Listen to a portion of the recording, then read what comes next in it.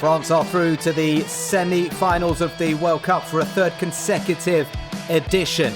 What, if anything, can stand in the way of that troisième étoile now? After Les Bleus eased past Morocco in the quarter-finals, in the heat of Boston, we wonder, is this Didier Deschamps' best team yet?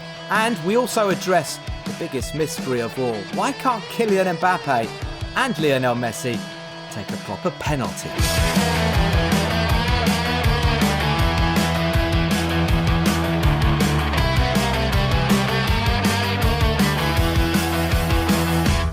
Hello everybody, welcome back to the French Football Show. We are still on World Cup watch because France are still going strong out there in the United States. They have just defeated Morocco in the quarterfinals, and I've got, I'm pleased to say, Baptiste Reynaud from Le Classique pod joining us from Gay Paris. How are you, Baptiste?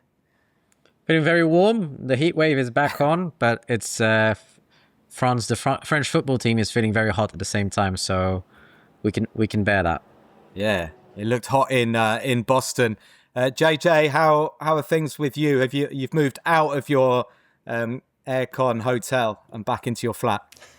Have indeed. So I've taken the aircon with me. We now have an air-conditioned flat as well, or a partially air-conditioned flat. So glad to be back with you guys and chatting about all things French football and the success that Les Bleus are enjoying in the States at the moment. Yeah, it does. It does feel like that, doesn't it? Certainly, semi-finals. Probably that's what I think people would have said is par for the course. I think if France get to the semis, I think they'll be very disappointed now if the campaign stops in the semi-finals. To discuss a little bit the quarter-final clash with Morocco, it finished 2-0. Kylian Mbappé on 60 minutes, brilliant goal. Ousmane Dembele 6 minutes later with a good goal as well to finish it off after Kylian had missed that first half penalty. What would be your mark out of 10, Baptiste, for the performance there? I'd say 8 or 9 out of 10 in all seriousness. That's right. I'm not giving L'Équipe ratings. I'm giving British press kind of ratings. But I think what I was most impressed by was obviously the results. It was impressive, but I think it was just the dominance and the control that France showed throughout the game. I thought they were on the front foot throughout. I thought Morocco, as a result, were quite disappointing. I had real fear of Morocco coming into the game, and I just thought they completely nullified any Moroccan threats, and they just looked comfortable going forward. And the thing that I find most impressive with France is how well drilled and how patient they are. And I think we saw that today. Yesterday there was no sense of panic after Mbappé missed his penalty and a couple of chances. They just seemed to think as the game would go on, the result would be inevitable, and it proved to be. Yeah, it's funny you mentioned the L'Équipe ratings. I did have a look this morning, and what is wrong with France, man? They've just outplayed Morocco. They've eased into the semi-finals of the World Cup, and these ratings. And I know L'Équipe, they've got their rules and whatever, but basically everybody has got 6 out of 10, apart from Jules Koundé's got 5. Clean sheet for a defender, but anyway, 5 out of 10. Michael Olise, 5 out of 10.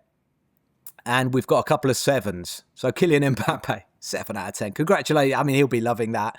Manu Koné as well, who was good in the midfield. John, fair ratings for you? And I mean, probably like if we're making it the equivalent to English sort of papers, you'd add 2 to everybody's mark there.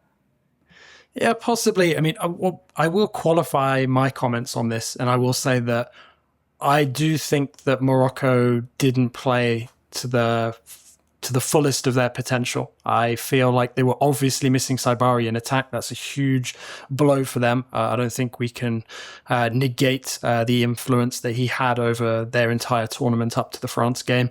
And I think the game could have been different had he been on the field. But I do think that France maybe deserve a bit more credit. I'm happy that Koné was identified as the outstanding performer, because I totally agree with that. I feel that he merits a massive amount of credit. He was thoroughly impressive. And I feel like we've debated him a couple of times over the course of the tournament. I feel like he's now really nailed on as a part of that strongest starting 11 for France, which is useful for Didier Deschamps, given that Tchouaméni has injury issues now, which could impact his ability to really influence the final couple of games. So for me, I think Koné definitely deserves being the outstanding player. I think that's a bit harsh on Olise because I think he delivered some fantastically magical moments. I mean, okay, maybe not as decisive as he had been in other games, but I think that's just sort of the French press being harsh because they know that they can be harsh and it's sort of their calling card to do so.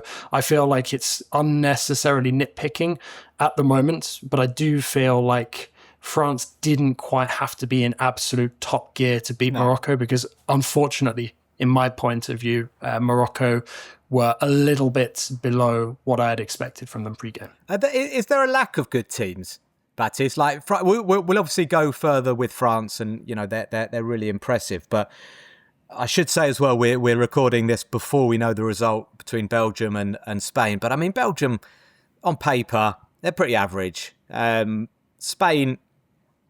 Spain, we'll wait and see. Perhaps the only side I think that could maybe knock France out. But what do you think overall? Like, there haven't been many teams where you look and go, wow, they're a proper force. Yeah, I'd agree with that. I think I think most teams have clear weaknesses or lacune, right? And I think they're not as strong as perhaps they have been in the past. But I don't know. If you look at Morocco, I mean, they were semi-finalists at the last World Cup. They went far in the African Cup of Nations, right? They're one of the two best teams on their continent. They looked very comfortable against the likes of Brazil. That was extremely politically put as well, Baptiste, about being the kings of Africa. Yeah, I got to be careful about what I say. And I think, for me, they've had a positive dynamic over the last 4 years. That's what I look at for squads coming into a big tournament. And that's what's also been impressive about France, is that Didier Deschamps has had to change players over the last couple of years, and he still managed to keep that such a strong base about how well drilled that French side is. It doesn't matter who comes in, it feels like. They know how to play. They know how to play a certain way. If they have to play defensively, they know how to do that. And now they have the luxury of that, so much attacking talent. I think it's more. I wouldn't necessarily say there are weak teams in a tournament where we are now. I think it's just credit to the work that Deschamps has done to make that team look so complete at the moment, that they don't look like they have any weaknesses. And we'd identified midfield as a potential weakness, right? Could they cover everyone or the attacking players?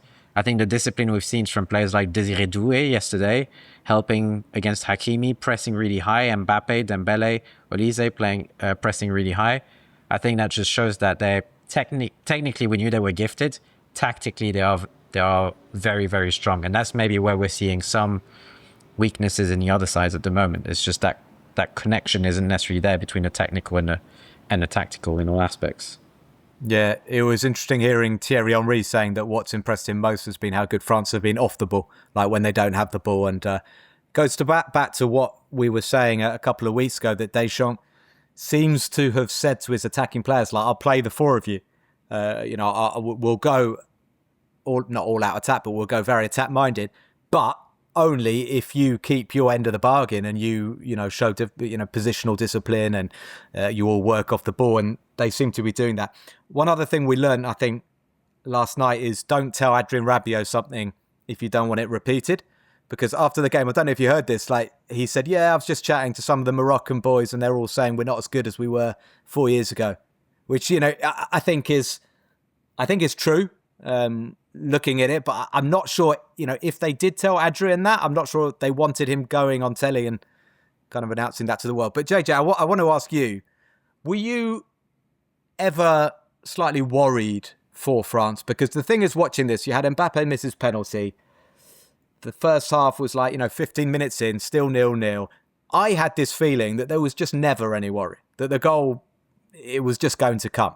And almost certainly within the 90 minutes, if they needed extra time, okay. But it just felt like France could, at some point, fire. Yeah, I will be honest, I sort of shared your serenity. I never really felt like France were too much under threat. I did wonder when Mbappé missed the penalty, when they went in goalless at halftime, I thought, maybe this is going to be tricky. They're going to have to dig it out again like they did against Paraguay. But I was convinced that the goal would ultimately come. And the one thing that I think this tournament has showed us is that when France do get off the mark, whenever that might be, there will be other chances that follow in fairly quick succession for them to double their lead or add to their advantage. So it's not a surprise to me that it was a quick fire double that ultimately sealed their victory here. But I'd say, going into the start of the second half, there was a feeling that if Morocco could show some more teeth in attack, there was maybe the chance of France really having to be put to work and having to earn their passage to the semi-finals. But ultimately, I would say that I was fairly relaxed and pretty confident that France were going to be advancing before the match, during the game, and, obviously happy to have been proven correct at the end. Let's just touch on the penalty. Baptiste, it was an awful penalty. He did have a long time to wait for it, but I asked at the top of the show, Lionel Messi, Kylian Mbappé, unbelievable footballers. How can they take such bad penalties? It's that run up. I mean, call me old school, and obviously I think statistically it works out more than it doesn't, obviously, and I think it's one of the most successful types of penalties out there.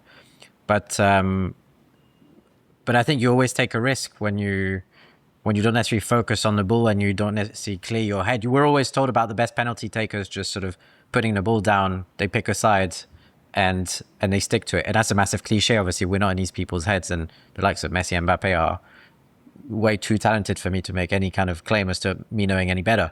But I think that's the risk that you take, is that you might become distracted a little bit by trying to outdo the opposition keeper. I also think keepers now, when they see that run up coming, they know that the ball's not necessarily going to be hit particularly hard, and that as long as that actually the chance of them picking the right side, even if they're diving late, might mean that the ball's going to come slow and they have a better chance of saving it. So it's all kind of mind games, I think, between everyone involved. Obviously, Mbappe has not always been the cleanest penalty taker. I think I feel more confident when he steps up than when Usman does. But there's never in the sense of that it's a definite 100% success rate that we're about to see. But I do think he was obviously destabilized somewhat yesterday by the long waiting time, which seems completely crazy, considering even live you could tell it was a Stonewall penalty. And so I'm not sure why the check took so long. But Usman's job, John, now seems to be, holding the ball for Mobutu and making sure that Mobutu is ready. I saw that the clip that the French Federation put out when they're on the plane, and I think Usman was actually calling Kylian, saying, "Come on, we've got to call him Mobutu now, because this is becoming a bit of a running joke," and quite. I think Kylian's seeing the funny side. Yeah, I think so too. And I think that is something that really bodes well in terms of the chemistry within the group. I've been very vocal, obviously, coming into the tournament and during the early games, that I thought it was absolutely critical that Mbappé remained sort of France's talisman, obviously not just being captain on the field, but actually being their most productive attacking player as well. And the way that it's played out for the moment, I think, has been really good for France in terms of, I guess, where all the individuals in this team kind of see their place in the hierarchy, because I think we know for obvious reasons Mbappé definitely sees himself as top dog, and he's performing in the way that you would expect from a top dog at the moment. So there can be no complaints there. And I think that helps to regulate sort of any issues that there might be potentially sort of within the team. Everybody seems to be falling into the right positions at the moment. Like I mentioned, the remaining piece of the puzzle perhaps is Manu Koné, who I think absolutely has to be a lock now in the semi-finals and potentially beyond that. But ultimately, it feels like the hierarchy, the positions, all the necessary tweaks have been made now for France to potentially, go all the way and win this World Cup. It just feels like as long as they can remain, sort of buoyant, jubilant, and, for the banter to be free flowing without it being sort of taken seriously by anyone. And I think that there is a really good chance now for Didier Deschamps to potentially sign off with success in the US with potentially 2 games remaining. Obviously, a big task ahead of them in the semi-final, regardless of who they come up against. Have a bit of needle, whether it's Belgium and potentially the other main contender for this World Cup title in Spain. We'll see who ends up being the team that France draw. But for me, it definitely feels like now France as a squad, as a group, are very united. They're in a very good place. Spirits are high. And I think that makes them even more dangerous for the remaining teams that they're going to be coming up against, because if it wasn't obvious already, France are now really the overwhelming favourites for me to go on and win this. Yeah. Baptiste, we've been watching Kylian Mbappé for 10 years, a little bit longer than 10 years. Do you think this is the best version of Kylian Mbappé we've seen yet? I think it must be. I mean, it's perhaps a less exciting version than when he burst onto the scene. The insouciance of youth helped with that as well. And I think he was such a direct player, especially when he played in 2018 as a right winger for France. I think he's certainly at this World Cup, he's looked capable of dropping a bit deeper, people playing off him. I think he's been very smart with the types of runs that he's made. He's obviously been very, very mature in his positioning, and including his defensive positioning and his effort. And I think his aura is something that shouldn't be forgotten about. I mean, he's surrounded by objectively great players playing for serious clubs across the world and across Europe. And they do look to him. And I think people in the past have tended to look at Mbappé as he's been made captain because he has this massive ego and is this petulant man-child that just wants to dominate a little bit a la Reynaud in a way. And I think the reality is he's rarely injured. For France, he always delivers. And he seems to be quite liked by the dressing room. And so he feels there's a certain amount of serenity that seems to radiate off Mbappé, and he just seems to be at the top of his game, both physically, technically, and I think also kind of mentally, if I can put it that way, with his place in the squad. And I just want to add to that, I think we can't discount just the extraordinary man management from Deschamps over the years. He's constantly protected Mbappé. He's always said he's sort of as he goes, so does France. But he's also managed to integrate players within that group. Dembélé could have come in and said, hey, I'm the Ballon d'Or. I'm the new, I deserve my real chance in this side, because Dembélé has always been on the periphery. And yet everything's working and they're having a good time, clearly. But the effort is in, right? That front four is putting in the effort, as we've seen. And I think that's the new dimension from France. Before, France were always, and they still are, a team that makes very few mistakes defensively and tactically, structurally. And they've managed to keep that whilst adding the sort of freedom in the right moments for players who've been craving for it. And Deschamps heard them and he's integrated to the side. And I think that's masterful. Something else that I've noted as well, and it was particularly obvious last night with the relief, obviously, for Mbappé scoring the goal to atone for missing the penalty.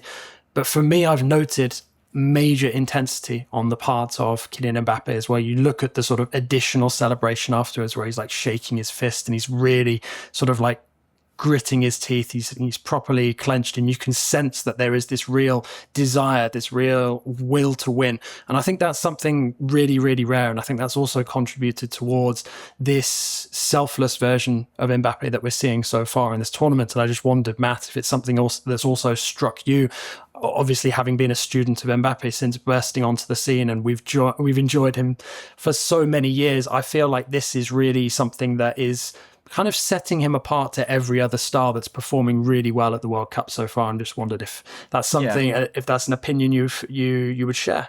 Yeah, I think for me this is the best version of Mbappé we've had, because he's got that maturity now, and I just think the way he's playing for the team, the way he's carrying himself as a leader of this France team is more and more evident. We're really seeing it at this World Cup. I think there's that side, the kind of sort of psychological, mental side and body language side. But I think the footballing side as well, I think he is the most complete he has ever been.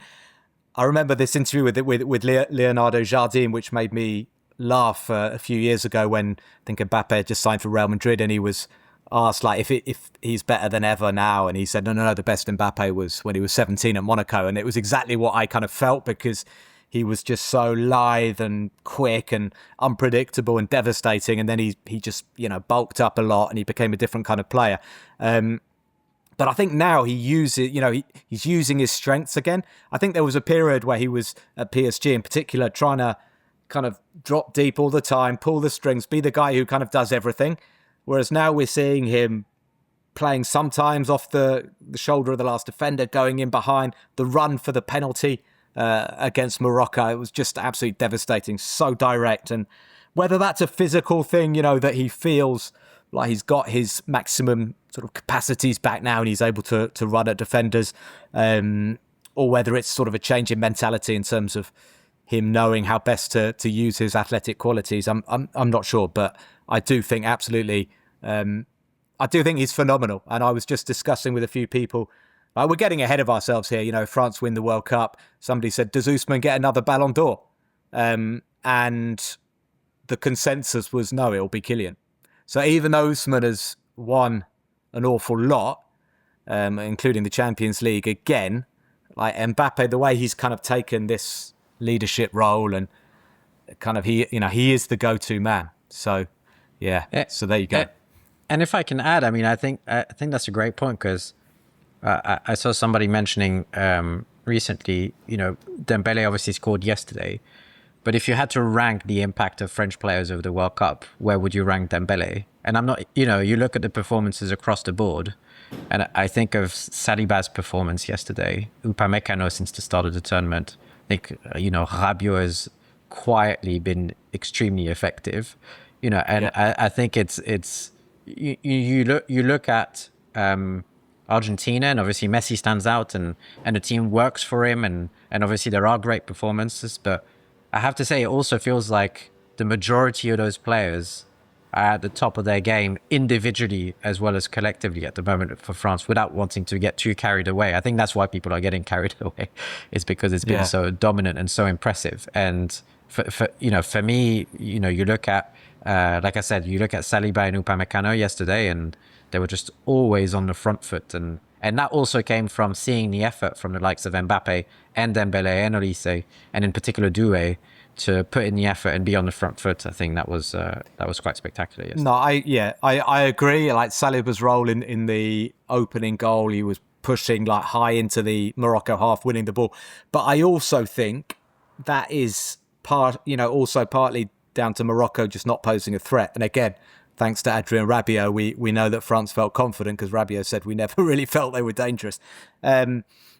And John, that brings me back to the point, like, have France played any good teams yet? Like some people were saying, well, actually their first game against Senegal was probably the hardest. Certainly the first half was tough.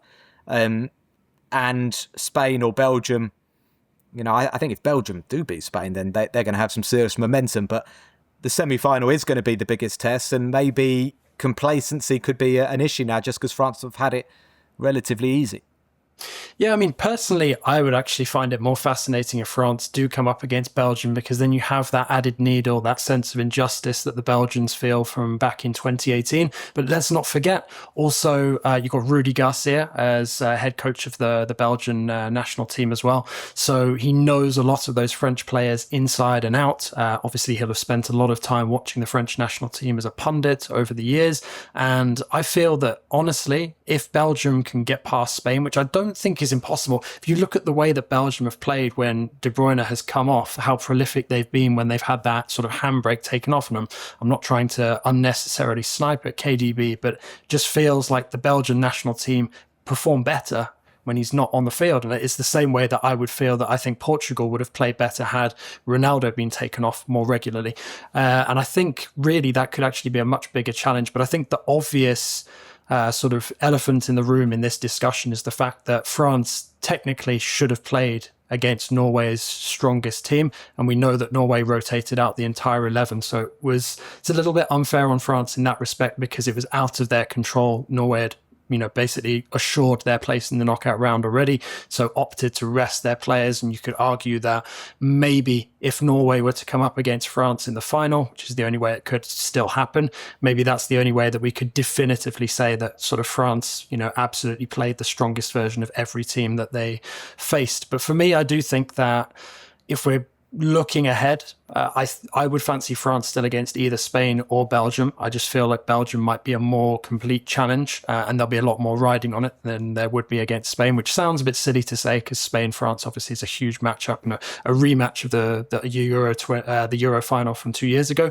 But for me, I think that if we're talking about potentially coming up against England or Argentina in the final as well, I still think that that could be a pretty major test for France, especially with the way that Argentina showed a lot of character coming back against Egypt. I know a lot was made about sort of the French referee of the Argentina game, the Argentine referee of the French game. A lot of, fun was had sort of on social media for 24 to 48 hours or so because of that. But for me, I feel like, yes, the sternest test probably is still to come for France, but ultimately, France could only beat what was put in front of them. So for me, the sternest test to come. Yeah. So for me, I think that obviously the big miss was not going up against a full strength Norway in the group stage. Yeah, and we shouldn't talk too much about Spain or Belgium because by the time people are listening, they'll know who it is. I would just say it would be kind of funny and interesting if it's Rudy Garcia, who's been such a derided coach, in France. Even if he won the league with Lille, he was derided for his time at Lyon and Marseille. But we won't go down that road because it's probably, it will be all history by the time people are listening. In terms, Baptiste, in terms of things that could derail France, and I guess you're going to say, no, it's a happy camp. But one thing, John was talking about France-Norway when Norway played 10 reserves. France have played pretty much the same players. I know they gave some minutes to Zaire Emery and a few others have chipped in as well. But you've got, for example, Ibrahima Konate, who has made it clear in interviews that he wanted to win, his place back in the side. He was first choice a couple of years ago. He's not had a minute. Ryan Cherki didn't get on, I believe, against Morocco. And again, the rumours that he was causing problems behind the scenes seem to be completely unfounded, and everyone seems to be getting on great with Ryan Cherki. But is that a potential issue, that some players might start kind of kicking up a stink? I think this would be something we'd hear if a defeat comes their way. I think those players are smart enough to know that you just fixated on a collective objective for 6 weeks, 8 weeks, and you just have to put your ego aside. I think if there were to be an exit, then you would start hearing some of these things. I think the Cherki thing, for example, I saw the images, and you can either feel really relaxed about it and feel like it's completely manufactured, or you can make a big mountain out of molehill. And what you're talking about when he kind of avoided Deschamps after the game. Yeah. And I also think. I'm obviously very buoyant about what's been going on. There's a lot of reasons to be optimistic, and I think they've met every different type of challenges, and I appreciate the quality of the opposition hasn't always been there, but they still had to go through Paraguay, which was a game in itself, and no red cards, no injuries, no terrible outcome for France, a lot of maturity.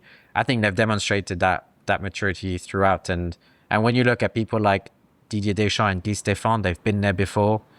I mean, Deschamps done it as a World Cup and Euro winning captain, and as a manager, and everything you hear about Deschamps from a lot of players is he somehow has that emotional intelligence to get people on board, and so I would be more concerned about the fact that the heat might have put a strain on some of those players. It's the end of a long season, and we'll find out as well what happens if they're a little bit more on the back foot in a game. I think teams have played them very defensively. I was disappointed about Morocco. I thought they would play a bit more enterprising football.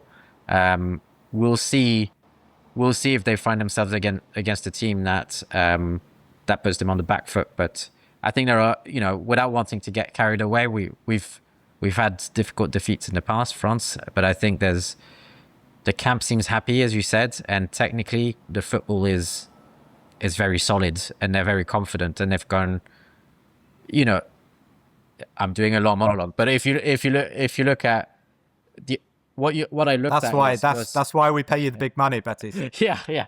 But if you look at, the first half against Senegal, right? What you want to see is evolution and the ability to adapt. And that's what we've seen from this team throughout. And I think that team also has the ability to play different ways. If they have to play on the counter, they have the players exactly for that. If they have to control a game, they have the ability to do that. Not all teams have that ability. And I think it'd be very difficult to put them in a really precarious position where they'll just lose their structure, which has always been Deschamps' first focus, is for his team to be structurally sound. Yeah, just John, we'll finish with a word on Deschamps because he looks so in control. He looks so intense, so focused. And you kind of forget that there have been some difficult times in the last 5 years, and France played some pretty stodgy, average football, very defensive football at the Euros. And a lot of people were like, he's got all these attacking players. Why can't he do it? And it just all seems to be sort of fitting into place. So I was doing a program on beIN a couple of days ago, and we were talking about Deschamps. And I had 3 guests. So 2 of them, so Didier Deschamps, friend of the French football show, was waxing lyrical about Deschamps, saying what an unbelievable job he was doing. We had the American Christopher Sullivan, who likewise was talking about how impressed he was. And we were talking about 5 minutes. And the other guy was Dwight Yorke, former Aston Villa legend. And Dwight Yorke at some point, he goes, guys, he's got some quite good players, as well. It's not like he's performing miracles here. And it is a good point, to which Didier said, yeah, but Dwight, not everybody can drive a Ferrari, and it does look like he is like the best Ferrari driver at the moment, Didier Deschamps. Do you think, John, it's something to do with the last hurrah? He can kind of leave it all out there, and he's decided to go out with a more attacking team? Yes and no. I think in terms of that last hurrah, I think he definitely feels like he's the master of his own destiny. Certainly so now that France have reached their semi-finals, because he knows that ultimately it will be considered more or less a success. Obviously, there is now a little bit of expectation, given the way that France have performed and looked the most consistent team so far throughout this tournament, that they should ultimately reach the final. But I don't think people would see it as an abject failure if France were to come unstuck, say, against Spain again for a second international tournament in a row. There's not necessarily any shame in that. Obviously, we'd have to wait and see potentially how that plays out. But for me, I feel like Deschamps definitely is somebody who is extremely comfortable in his own skin. He excels in this tournament format. And I think his riposte to those criticisms in the past would be, yes, but it's winning football. It's football that's taken France to finals, to the business end of these competitions.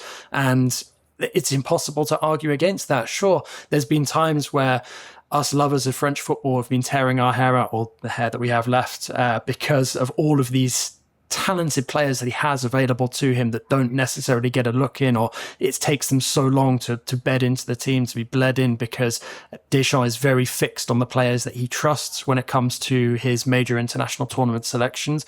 But ultimately, he's somebody who never loses his cool. I think there have been times where he's been pushed close to the limit with some of that criticism, but ultimately he is somebody who is absolutely in his element on the international stage.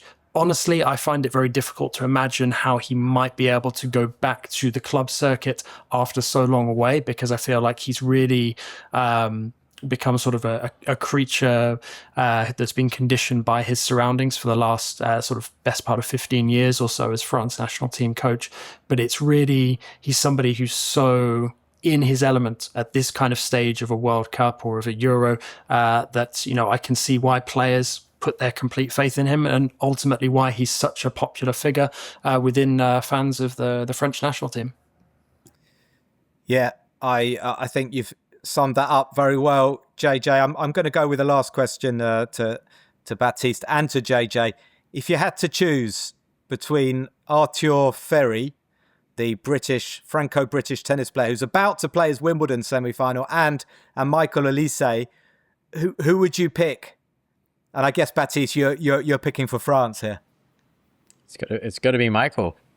We've done well tennis-wise in the past. Yeah, although we've been needing a Grand Slam win for ages, but Michael Olise, he's just been such a delight to watch. He's so, and his enthusiasm and his ability is so contagious. He's you pay good money to watch that kind of player, and he's been.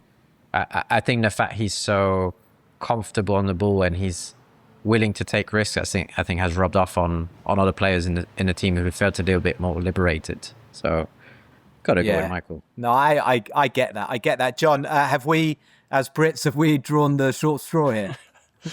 I think so. I mean, with all due respect to Arthur, who is of course Loic's son, I think if we're talking about either England or France, I think both the national teams would obviously love to have Michael Olise. It's only the French, unfortunately, who now have his allegiance. But I definitely think he would have been a massive plus for the England national team. And in a similar way that Bouhaddi is going to be a big miss in the future, I think, for the French national team. So France, extremely lucky to have Olise in, a very, very difficult player to find sort of like a similar or an equivalent to at this moment in time. Fair enough. But we've got Jude Bellingham. I tell you what, England are looking good as well, but that's a whole different podcast. Maybe, guys, we can get back together in a few days and preview an England-France World Cup final. That would be fun, wouldn't it? Maybe. Mixed loyalties there. Difficult. Listen, it's been a lot of fun. Baptiste, thanks for taking time out of your day. JJ, of course, as well. We really do appreciate it, and I'm sure the listeners appreciate your input and your knowledge and everything else. So it's been great to get you on the French Football Show, and that is it for now.